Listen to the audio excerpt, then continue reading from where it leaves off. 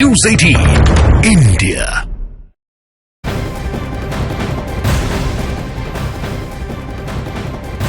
भरतपुर के निजी होटल के धर्मांतरण का मामला सामने आने के बाद से लोगों के गुस्से का पारा चढ़ा हुआ है। आरोपियों से पूछताछ में भी सामने यह आया कि वो लोग गरीब लोगों को पैसे का लालच देकर उनका धर्म परिवर्तन करवाते थे। इस गैंग में 100 से ज्यादा लोग शामिल हैं जो अलग अलग इलाकों में फैले हुए हैं।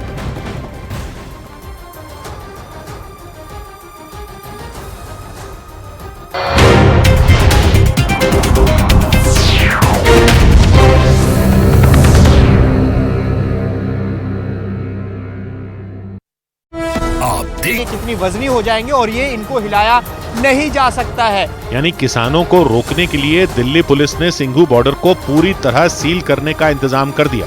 और किसानों के दिल्ली कूच को रोकने के लिए दिल्ली और उत्तर प्रदेश के बीच गाजीपुर बॉर्डर पर भी सिंघू बॉर्डर जैसे ही इंतजाम दिखे। किसानों के आंदोलन को देखते ही पूरी दिल्ली में 12 मार्च तक धारा 144 लगा दी गई। गाजीपुर बॉर्डर पर उत्तर प्रदेश पुलिस और दिल्ली पुलिस ने मुस्तैदी बढ़ा दी और उत्तर प्रदेश से दिल्ली की तरफ जाने वाले रास्ते के एक हिस्से को बंद कर दिया गया। वहां मौजूद ट्रैफिक पुलिस के सिपाही लोगों से दूसरा रास्ता लेने की अपील करते दिखे। गाजीपुर बॉर्डर पर इस तरह से ये ट्रैफिक डाइवर्ट किया गया है। कुछ लोग हैं जो डाइवर्ट होते हुए रास्ता भी पूछ रहे हैं। गाजीपुर बॉर्डर पर पुलिस के साथ भारी संख्या में रैपिड एक्शन फोर्स के जवान भी मुस्तैद दिखाई दिए। ऐसा लगा जैसे वहां रैपिड एक्शन फोर्स की कोई छावनी हो। किसानों को रोकने के लिए लगाए गए बैरिकेड के पास तैनात आरएएफ जवानों के हाथों में आंसू गैस के गोले दागने वाली बंदूक भी नजर आई। यानी प्रशासन की तैयारी किसानों को किसी भी हाल में दिल्ली की सीमा पर ही रोक देने की है। खबरों के मुताबिक उत्तर प्रदेश, हरियाणा और पंजाब के अलावा मध्य प्रदेश और उत्तराखंड से भी कुछ किसान दिल्ली कूच की तैयारी में हैं। लेकिन किसान संगठन दिल्ली में एंट्री न ले सकें, इसके लिए राजधानी को पहले ही किसी अभेद्य किले में तब्दील कर दिया गया। क्योंकि पुलिस प्रशासन को इस बात की आशंका है कि अगर किसानों के संगठन दिल्ली में घुसे तो हंगामा बढ़ सकता है। हरियाणा और पंजाब के बीच शंभू बॉर्डर पर भी पुलिस ने पहरा बढ़ा दिया। लेकिन किसानों को रोकने के लिए की गई पुलिस की मॉक ड्रिल के दौरान हालात बिगड़ गए और अफरा तफरी मच गई। क्योंकि किसानों को रोकने के लिए की गई बैरिकेडिंग के पास पुलिस ने आंसू गैस के गोले दाग दिए। पुलिस की तरफ से छोड़े गए आंसू गैस के गोलों की वजह से वहां तेज धमाके जैसी आवाजें सुनाई दी। इसके बाद वहां भगदड़ जैसे हालात हो गए। वहां मौजूद लोग इधर उधर भागते दिखाई दिए। थोड़ी ही देर में वहां चारों तरफ सफेद धुआं फैल गया। वहां खड़ी मीडिया कर्मियों की गाड़ियों के पास भी सफेद धुआं उठता दिखाई दिया। इसके बाद पुलिस की एक टीम वाटर कैनन की मदद से पानी छिड़कती नजर आई। पुलिस ने इस मॉक ड्रिल की जानकारी पहले ही दे दी थी, लेकिन इसके बाद भी धमाके की आवाज सुनते ही अफरा तफरी मच गई। हरियाणा की तरफ से किसान दिल्ली में दाखिल न हो सकें, इसके लिए शंभू बॉर्डर को बैरिकेड और पुलिस के जवानों से पाट दिया गया। दिल्ली के अलग अलग बॉर्डरों पर किसानों को रोकने के लिए किए गए इंतजामों ने 3 साल पहले हुए किसानों के आंदोलन की याद दिला दी। खबर आई बिहार से। बिहार विधानसभा में नीतीश सरकार ने फ्लोर टेस्ट पास कर लिया। वहां वोटिंग से पहले ही विपक्ष ने वॉकआउट कर दिया। सत्ता पक्ष की मांग पर वोटिंग करवाई गई। इसमें समर्थन में 129 वोट पड़े, विपक्ष में एक भी वोट नहीं पड़ा। इससे पहले विश्वास प्रस्ताव पर चर्चा के दौरान सदन में मुख्यमंत्री जैसे ही बोलने के लिए खड़े हुए तो आरजेडी विधायकों ने हंगामा कर दिया। इससे गुस्साए नीतीश ने वोटिंग की मांग कर दी, लेकिन इससे पहले आरजेडी ने सड़क से सदन तक प्रदर्शन किया। आरजेडी कार्यकर्ताओं ने बिहार विधानसभा तक मार्च निकाला, लेकिन पुलिस ने उन्हें रोक दिया। इस दौरान कई कार्यकर्ताओं को हिरासत में भी लिया गया और पुलिस ने आरजेडी कार्यकर्ताओं को जबरदस्ती सड़क से हटाया, क्योंकि ये लोग विधानसभा तक मार्च निकालने के लिए अड़ गए। आगे नहीं बढ़ पाने पर ये सड़क पर ही बैठ गए। इसके बाद पुलिस ने सख्ती की।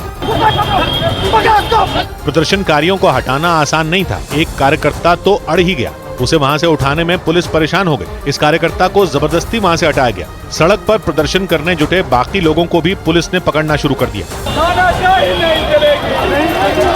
पुलिस ने इन लोगों को वहां से हटाने में पूरी ताकत झोंक दी। बड़ी संख्या में वहां पुलिस पहुंच गई। सड़क पर धरने पर बैठे एक एक प्रदर्शनकारी को हटाया गया, लेकिन इस दौरान प्रदर्शनकारियों ने पुलिस का विरोध करना बंद नहीं किया। ये सभी प्रदर्शनकारी विधानसभा तक मार्च निकालने के लिए सड़कों पर उतरे, लेकिन पुलिस ने उनका मार्च पूरा नहीं होने दिया। नतीजा ये हुआ कि प्रदर्शनकारियों और पुलिस के बीच ही धक्का मुक्की हो गई। सारा हंगामा बिहार विधानसभा में फ्लोर टेस्ट से पहले हुआ, क्योंकि आरजेडी कार्यकर्ता बहुत देर तक सड़कों पर ही बैठे रहे। पुलिस ने जब उन्हें उठाना चाहा तो आरजेडी कार्यकर्ता उसी पर भड़क गए।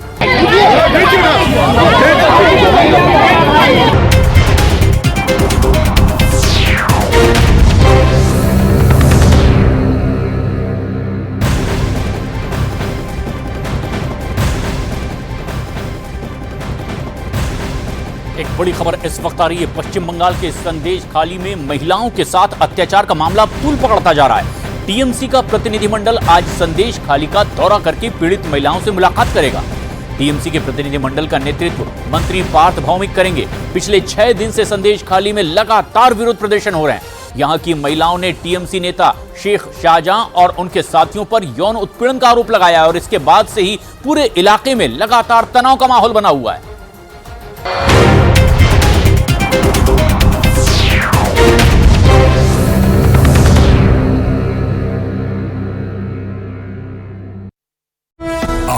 धरने पर बैठने से पहले इन लोगों की पुलिस से धक्का मुक्की हुई। इन लोगों को पुलिस ने वहां से हटने का फरमान सुनाया, लेकिन वो हटे नहीं, उल्टा पुलिस से ही भिड़ गए। नीतीश कुमार के खिलाफ नारे भी लगाए गए।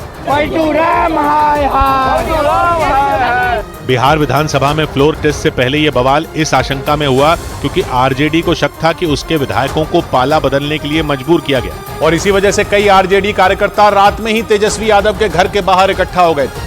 ये गहमा गहमी इसलिए हुई क्योंकि पुलिस के कई बड़े अधिकारी आधी रात में तेजस्वी यादव के घर पहुंचे थे और इसी बात पर आरजेडी कार्यकर्ता भड़क गए। वो भी तेजस्वी के घर के बाहर पहुंच गए। इन लोगों ने वहीं पर पुलिस के खिलाफ नारेबाजी भी की। आरजेडी कार्यकर्ताओं ने आरोप लगाया कि पुलिस गलत इरादे से तेजस्वी के घर में घुसी। रात के अंधेरे में दोबारा छापा मारा गया है और अंदर घुसने की कोशिश की जा रही है। आरजेडी कार्यकर्ताओं ने दावा किया कि पुलिस तेजस्वी के घर में मौजूद आरजेडी कार्यकर्ताओं को लेने पहुंची। इसी बात पर वो भड़क गए। ठंड के मौसम में वो रात भर वहीं बैठे रहे। लेकिन बिहार विधानसभा में फ्लोर टेस्ट के बाद सियासी तस्वीर साफ हो गई क्योंकि नीतीश सरकार ने यह टेस्ट पास कर लिया। उन्होंने पहले ध्वनि मत से और फिर वोटिंग के जरिए फ्लोर टेस्ट पास किया। और इसके बाद पटना में बीजेपी और जेडीयू कार्यकर्ताओं ने खूब जश्न मनाया। पटना की सड़कों पर पटाखों की लड़ियां बिछ गईं और आतिशबाजी शुरू हो गई। नीतीश सरकार के फ्लोर टेस्ट पास करने की खबर मिलते ही बीजेपी और जेडीयू के कार्यकर्ता सड़कों पर उतर आए। ढोल बज उठे, मानो इस आवाज से एनडीए की कामयाबी को दूर दूर तक पहुंचा रहे हैं। दोनों पार्टियों के कार्यकर्ताओं ने जय श्री राम के नारे भी लगाए।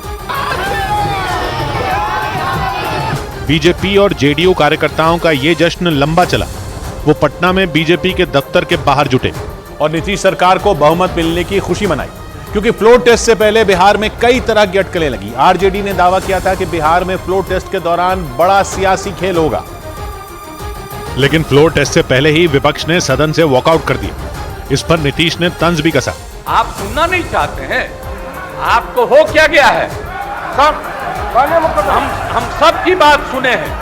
इससे पहले नीतीश के बोलने के लिए खड़े होते ही आरजेडी विधायकों ने खूब हल्ला मचाया और वोटिंग से ठीक पहले सदन से चले गए और फ्लोर टेस्ट का हिस्सा ही नहीं बने। इसके बाद वोटिंग हुई और नीतीश सरकार के पक्ष में 129 और विपक्ष में 1 वोट भी नहीं पड़ा। माननीय सदस्यगण, हाँ के पक्ष में 129 और ना के पक्ष में 0। बिहार विधानसभा में फ्लोर टेस्ट से पहले आरजेडी के 3 विधायक नीलम देवी, प्रहलाद यादव और चेतन आनंद सत्ता पक्ष के विधायकों के साथ बैठे नजर आए। यानी एनडीए के साथ नहीं बल्कि आरजेडी के साथ खेला हो गया।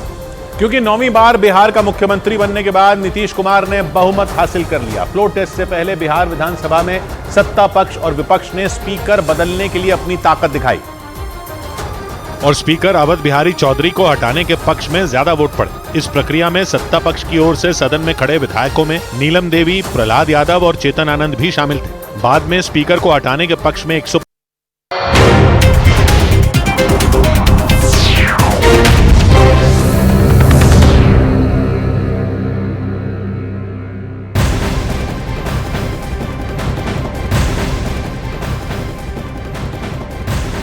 उत्तराखंड में हल्द्वानी नगर निगम ने बनभूलपुरा हिंसा के मुख्य आरोपी अब्दुल मलिक के खिलाफ सरकारी संपत्तियों को नुकसान पहुंचाने के आरोप में 2 करोड़ 44 लाख रुपए की वसूली का नोटिस जारी कर दिया है। नगर आयुक्त की तरफ से जारी नोटिस में कहा गया है कि मलिक का बगीचा में अवैध रूप से बनाए गए 2 इमारतों को ध्वस्त करने के लिए गई प्रशासनिक टीम पर हमला किया गया। अब्दुल मलिक के समर्थकों की तरफ से नगर निगम की संपत्तियों को नुकसान पहुंचाया गया। नोटिस में 8 फरवरी को घटना वाले दिन दर्ज शिकायत का भी जिक्र है, जिसमें अब्दुल मलिक को नामजद किया गया है।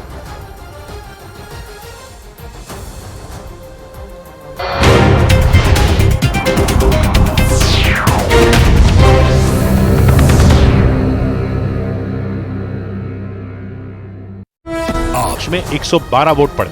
स्पीकर के हटते ही उपाध्यक्ष ने विश्वास प्रस्ताव पर चर्चा शुरू करवाई और पहले बोलते हुए तेजस्वी ने नीतीश को घेर लिया। ए मोदी जी के गारंटी वालों, क्या मोदी जी गारंटी लेंगे फिर से पलटेंगे कि नहीं पलटेंगे, जरा बता के दिखा दो।